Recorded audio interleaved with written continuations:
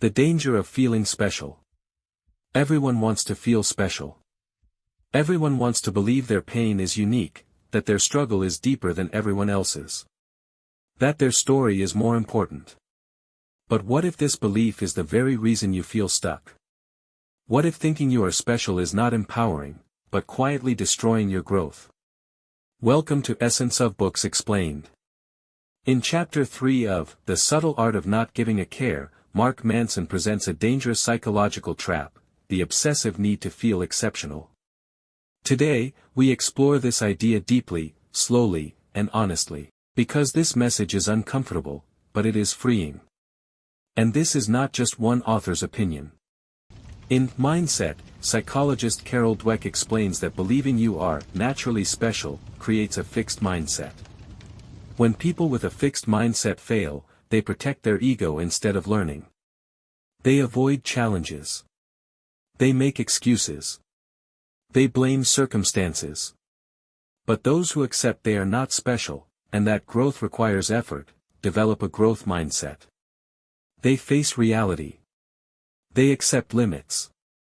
And they improve. Long before psychology gave it a name, ancient wisdom expressed the same truth.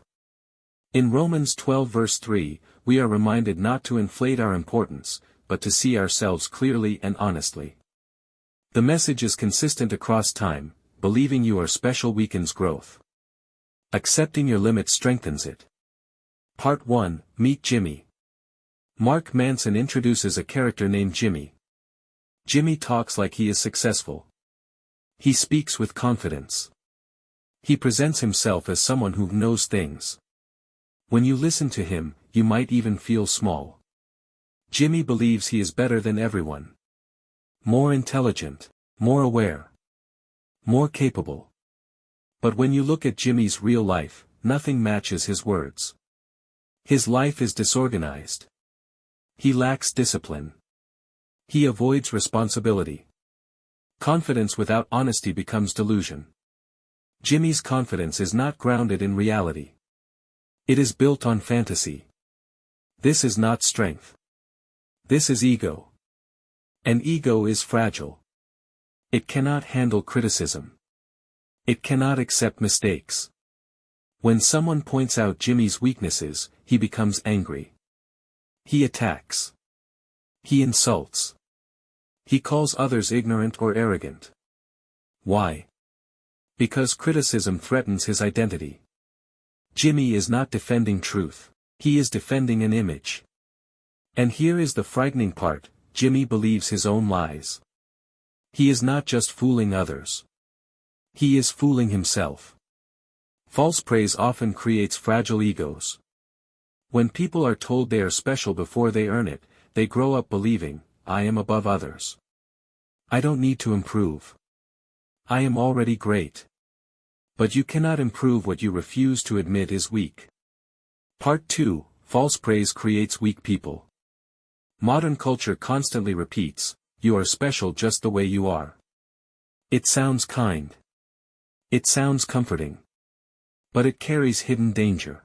If you are already special, why struggle? Why practice? Why grow? When children receive endless praise without effort, they develop fragile self-worth. They feel good without doing hard things. So when real life challenges them, they collapse. They were never trained to face discomfort. Real confidence is built through effort. Real self-respect comes from keeping promises to yourself. From doing difficult things repeatedly. Fake confidence comes from applause. Applause feels good, but it does not build strength. When applause disappears, the person feels empty. That is Jimmy. Part 3, The Other Extreme, the Victim Jimmy. There is another Jimmy. This one feels like a victim. He says, I am always ignored. I am always treated unfairly. Everyone else is lucky except me. Feeling inferior can also be ego. This Jimmy believes his suffering is uniquely heavy. He sees himself as unlucky, misunderstood, targeted. At first, this seems humble. But it is still self-centered. Both extremes destroy growth. One says, I am better than everyone. The other says, I am more unfortunate than everyone. Both center the world around themselves. You are not special for suffering. Suffering is human. Pain is normal. Struggle is universal. Every person experiences disappointment, insecurity, fear, and hardship. Some hide it better. Some talk louder. But no one escapes it. We have all met both types of Jimmy. The showy one who pretends mastery. The complaining one who surrenders responsibility. Both paths lead to self-destruction. One through pride. The other through resignation. Do not become either. Struggle is inevitable. But how you respond determines your future. Part 4, You are not special. You are not special, and that is good news. It sounds harsh. But it is liberating. The world often tells you that you are extraordinary and deserve more simply for existing.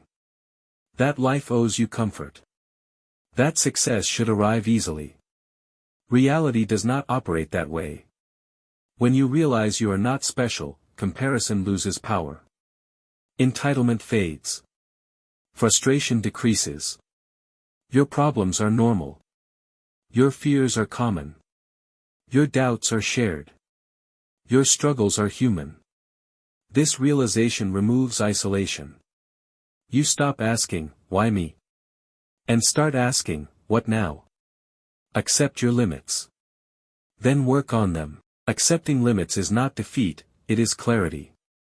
Once you see yourself honestly, your energy stops feeding illusion. It begins fueling improvement.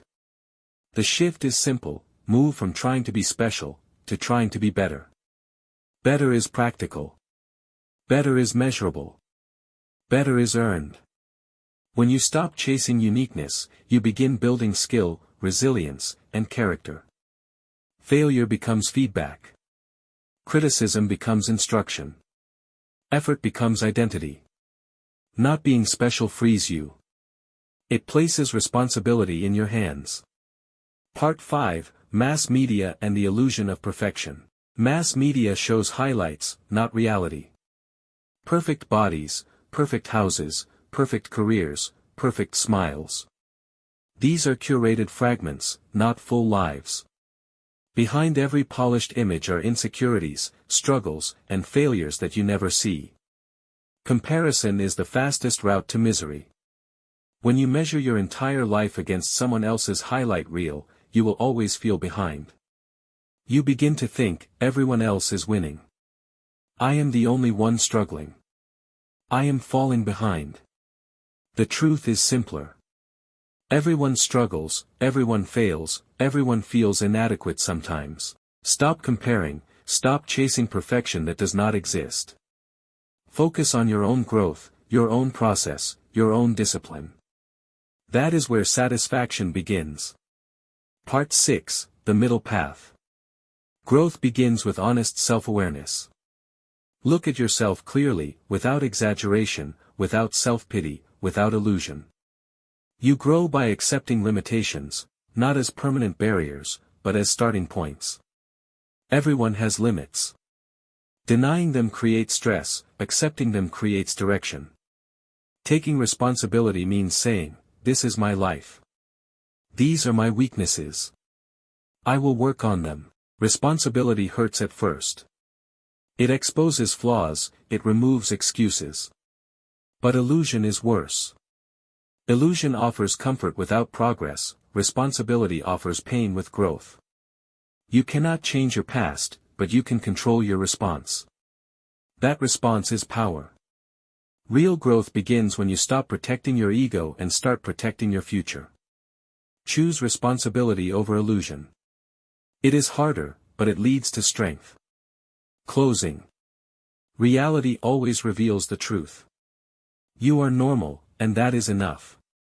This is the subtle art of not giving a care about comforting lies. Stop chasing illusions, stop comparing yourself to highlights, stop pretending to be exceptional. Face reality, embrace struggle, own your life. Welcome to Essence of Books Explained. Here, we do not worship perfection. We do not chase ego, we chase truth, we chase growth, we chase understanding. The world will try to sell you comfort, but comfort without truth weakens you. When you choose honesty over illusion, and responsibility over excuses, you gain clarity, you gain strength, you gain freedom. You are not special, you are human, and that is where real power begins.